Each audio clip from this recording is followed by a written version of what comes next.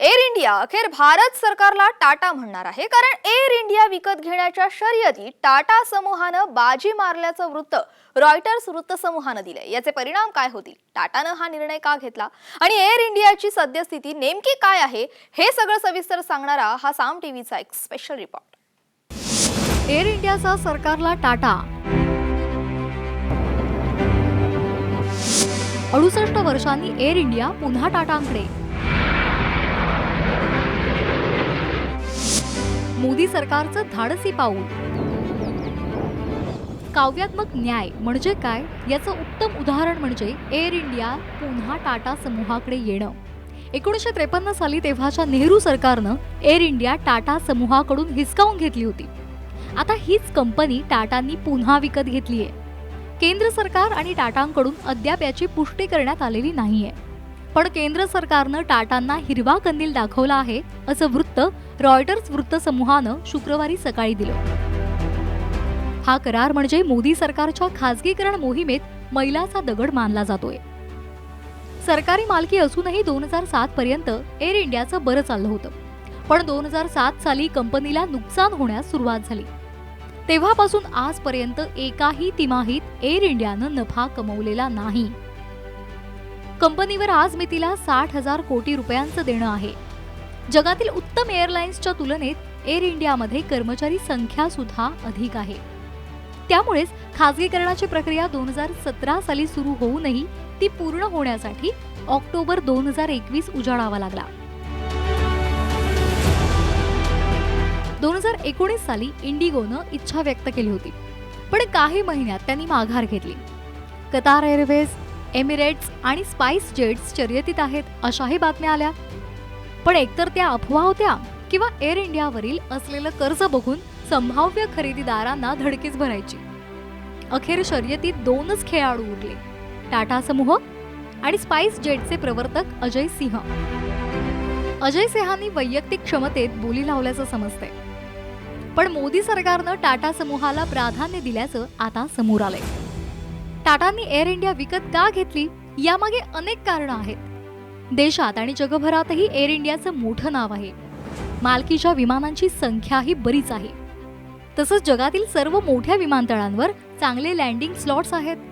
Jet airways बंद पडली आहे, त्यामुळे जेटचे ग्राहक एअर इंडियाकडे वळू शकतात. सर्वात महत्त्वाचं म्हणजे एअर एशिया आणि विस्तारा या 2 एअरलाइन्समध्ये टाटांचा मोठा स्टेक आहे. त्यामुळे विस्ताराचे पैसेवाले ग्राहक टाटा एअर इंडियाकडे वळवू शकतील. एकूणच सरकारकडून एअर इंडिया विकत घेणं ही पहिली पायरी झाली, पण टाटा समोरील खरं आव्हान तर आता उलगडण्यास सुरू होईल. ते म्हणजे कंपनीतील कार्यसंस्कृती बदलणं आणि एअरलाईन नफ्यात आणणं. तरच एअर इंडिया खऱ्या अर्थानं टेक ऑफ करू शकेल. ब्युरो रिपोर्ट, साम टीव्ही. एअर इंडियाची विद्यमान स्थिती आणि त्याच्याशी निगडीत बातम्या आपण पाहिलेल्याच आहेत, पण 89 वर्षांपूर्वी एअर इंडियाची सुरुवात नेमकी कशी झाली होती, सरकारकडे जाण्यापूर्वी कंपनीची ख्याती काय होती, पाहूयात यावरचा हा एक रिपोर्ट.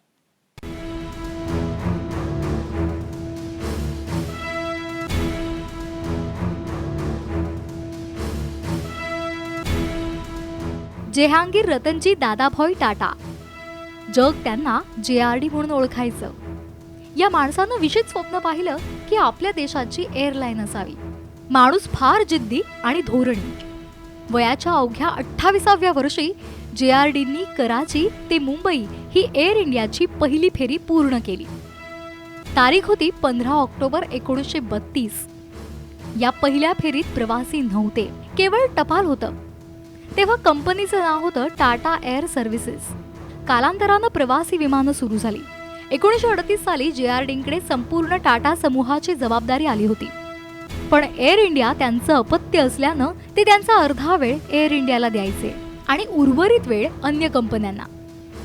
माणूस इतका हुशार आणि द्रष्टा होता की अवघ्या काही वर्षात एअर इंडियाची गणना जगातील पहिल्या 3 एअरलाइन्समध्ये होऊ लागली.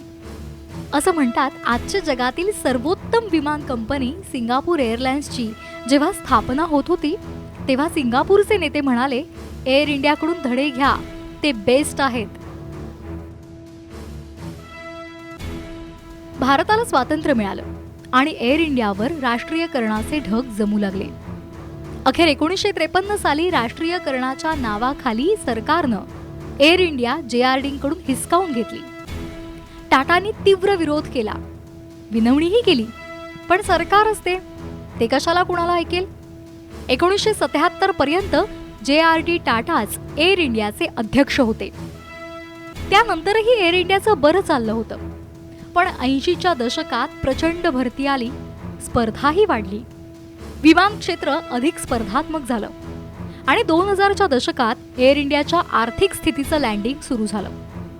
तत्कालीन नागरी उड्डाण मंत्री प्रफुल्ल पटेल यांच्या नेतृत्वात इंडियन एअरलाइन्स आणि एअर इंडियाचं विलिनीकरण झालं आणि यामुळे संकटात भरच पडली. सरकारी असल्यानं सेवेचा दर्जाही ढासळला, फ्लाईट्स लेट होऊ लागली आणि याचा परिणाम म्हणजे लॉस वाढला. गेल्या 14 वर्षांपासून भारत सरकार एअर इंडियामध्ये हजारो कोटी रुपये ओतत आली. नरेंद्र मोदी सत्तेत आल्यावर एअर इंडियाच्या खासगीकरणाला वेग आला. 4 वर्ष खल झाल्यावर अखेर ऑक्टोबर 2021 मध्ये ही प्रक्रिया पूर्ण झाली.